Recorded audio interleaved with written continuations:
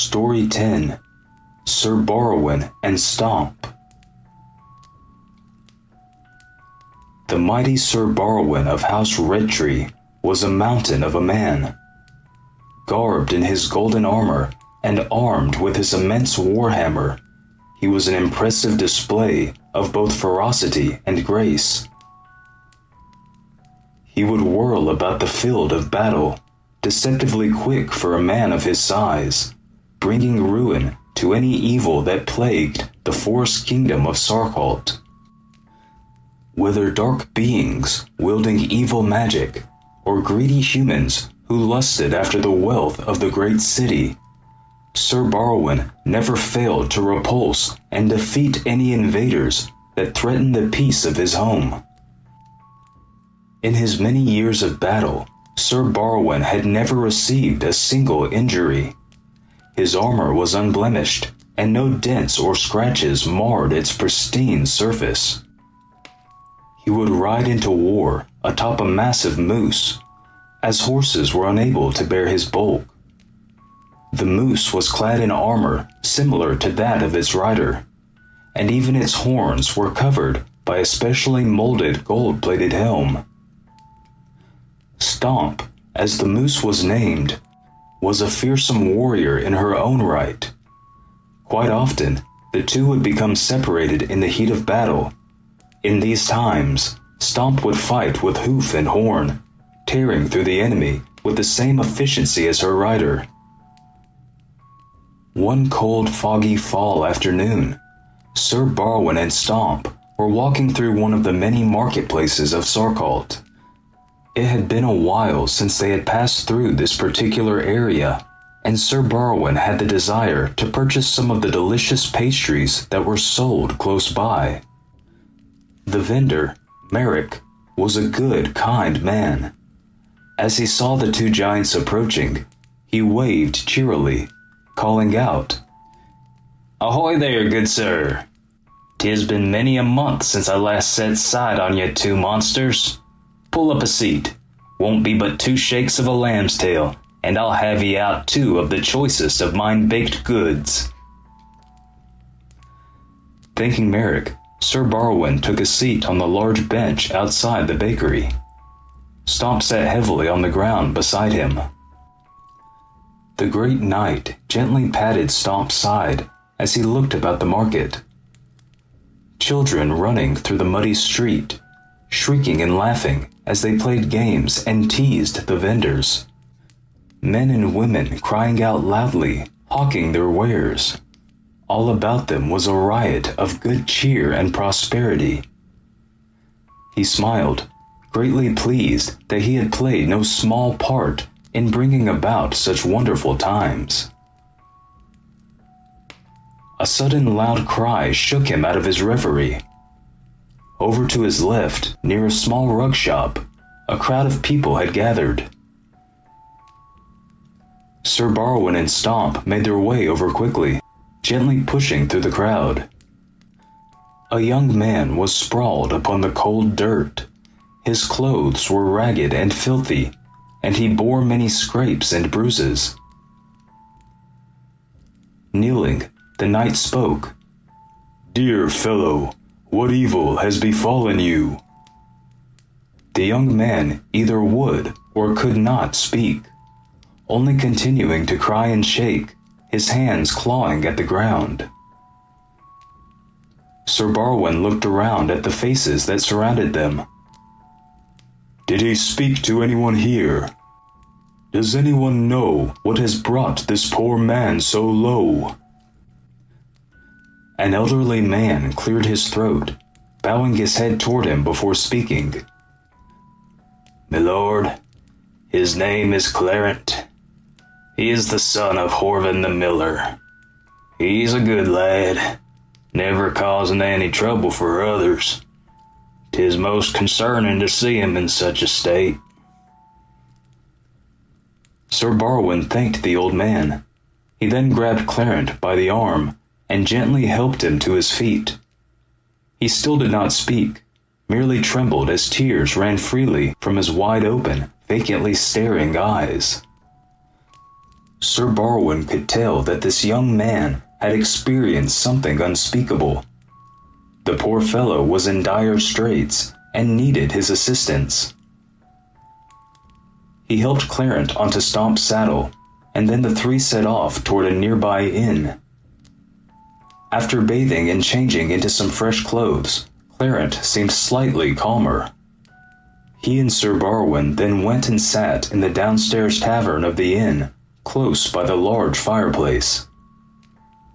A serving girl set 2 bowls of piping hot stew in front of the men, followed by 2 large mugs of cider, curtsying clumsily toward Sir Borrowyn as she finished. "Me mother says your food's on us tonight, my lord." Sir Borrowyn clasped the hands of the girl and thanked her graciously, sending her on her way with a shiny gold coin tucked away in her small hand. In a low, still slightly trembling voice, Clarent told his tale. He and his group of friends had been walking along the trade road that wound through the woods of Sarkahlt to the east and west. They had come across an old man, bent with age, and walking with the assistance of a gnarled cane. They stopped and asked the man if he needed any help, and offered to show him the way to the city. The hunched man nodded silently and pulled out a tattered drawstring purse. His friends clustered eagerly around the old man, sure that he was going to give them a copper piece, or maybe even silver for their kindness. But Clarent had held back, feeling an odd sense of unease. When the drawstring was loosened, a powerful, foul-smelling wind issued forth. It then reversed direction just as violently, sucking all 3 of Clarent's friends into the bag.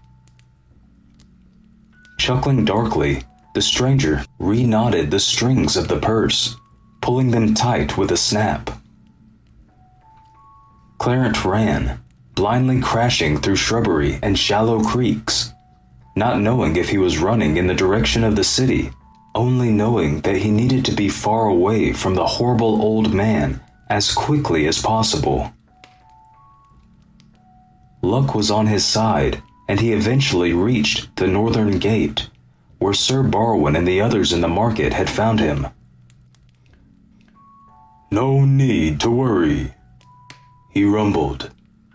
"I will track down this old man, and I will see to it that your friends are returned to you.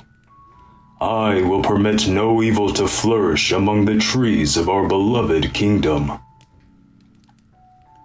He then stood up from the table and clasped Clarent briefly about the shoulders before exiting the inn. It did not take long for Stomp to gallop her way to the spot where Clarent and his friends had met their terrifying fate. But by the time they arrived, the sun had already mostly set. Shadows crept and slithered around the two, almost appearing to be surrounding them. Stomp snorted and came to a halt. She had smelled something. Something that reeked of decay and wickedness. Sir Borrowyn patted her neck and dismounted, his armored boots thumping heavily onto the well-trod dirt road. He stiffened as he landed, feeling the gaze of unseen, malicious eyes. As he studied the surrounding trees, a dark chuckle sounded from directly behind him. Whirling around, he swung his warhammer in a vicious arc, hitting only thin air. A mighty blow slammed into his back, rending his golden armor and knocking him to his knees. "Such foolishness! A lone man and a beast." The voice issued from all about them, echoing and hissing. "Where are your armies, O brave warrior? Surely you are not arrogant enough to come alone." A sudden flurry of invisible slashes and blows hammered into the stunned knight. His armor and helm were reduced to golden scraps in the span of seconds, leaving Sir Borrowyn clad in only a simple white tunic and breeches. Another flurry snapped the shaft of his hammer into kindling, and the head was melted into a pile of steaming iron. No armor will protect you. No weapon can even graze my flesh. Tell me, brave sir, how can you hope to prevail? Sir Borrowyn smoothly rose to his feet, unharmed and calm in the face of his elusive assailant. I thank you, foul creature. Without that cumbersome armor, I can now move much more freely. My hammer as well, though masterfully crafted, was much too heavy for a foe such as you. My fists will have to suffice. The disembodied voice cackled wildly. I wish you luck, good sir. As a reward for your foolhardy bravery, I will allow you to look upon the face and figure of your doom. An elderly man stepped forward out of the trees near the two warriors. He looked exactly as Clarence had described, a seemingly harmless old man. A warlock, Sir Borrowyn grunted to Stomp, who snorted in response. A warlock, that is true, warbled the old man. But the first and most terrible as well. I am the rotten puddle from which all dark magic originates. Every warlock or witch you have encountered in your life has been but a shard of my maleficent perfection. I am nameless, but possess more names than any other creature of Earia. I am terror and horror incarnate. With a deafening roar and a flash of green light, the old man was gone. In his place was an enormous, ogre-like creature. It stood over 3 times the height of Sir Borrowyn. Its cavernous maw was large enough to swallow Stomp whole, and its fingers ended in razor-sharp claws as long as a man's arm. Stomp and Sir Borrowyn roared in reply, leaping upon the monstrosity from 2 sides. The battle lasted for many hours. Both heroes received the first wounds they had ever suffered, while the warlock merely laughed and twisted into new and equally terrifying forms when one of his others would be bested. But his laughter would fade after a time, replaced by an angry scowl. The two in front of him were not afraid in the slightest. He had thrown at them every horror he could muster. But still, they fought on, never faltering or giving in to despair. To his surprise, he found himself growing alarmingly weary. These 2 insects were actually pushing him into a corner. If this went on much longer, they would be able to keep him here until sunrise, when his powers were severely diminished. He tried every dirty trick he knew, every dark spell of destruction, but nothing he could muster was able to break through his relentless adversaries. As dawn broke, so too did the warlock, falling to the horns and fists of the noble duo. His physical form was destroyed, leaving him only a pale shade of his former self, incapable of working any magic or harming others. The shade vanished as the sunlight grew in strength, shrieking its hatred for the duo until its final breath. Luckily, the purse containing the missing young men was unharmed. Sir Borrowyn untied the strings holding the purse closed. With a loud bang and a cloud of foul-smelling smoke, the three young men appeared on the ground before him, unconscious but otherwise unharmed. He loaded them up onto Stomp's back and secured them gently with leather straps. They then made their way back to the city through the now safe and peaceful forest. So ends this tale of brave Sir Borrowyn and his loyal friend Stomp, the protectors of Sarkahlt, its forests, and its many people. The end.